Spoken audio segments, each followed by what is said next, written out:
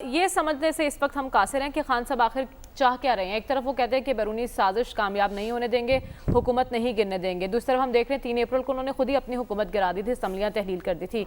ये भी कह रहे हैं कि हम नए इंतखाबात चाहते हैं, ये भी कह रहे हैं कि हम हुकूमत नहीं गिरने देंगे। तो आप चाह क्या रहे हैं?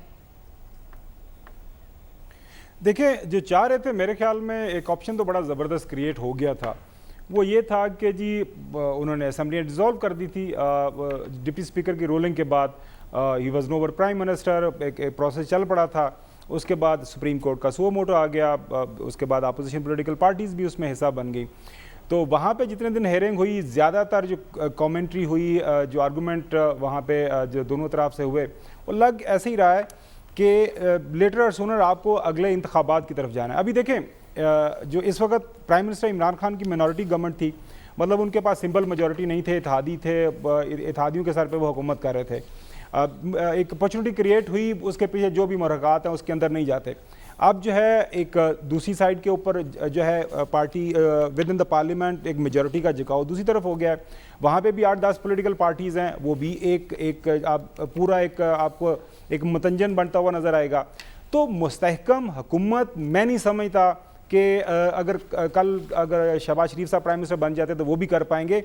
इवेंचुअली लेटर और सूनर आपको अगले इंतखाबात की तरफ जाना है। अभी तो थोड़ी देर पहले आपको जो मैं ग्राउंड रियलिटीज़ की बात कर रहा था ना, कि पूरे मुल्क के अंदर तो इस वक्त सियासी अदम इस्तेहकाम है। जब मतलब 4 जगहों के ऊपर तो vote of no confidence already move हो चुका हुआ है।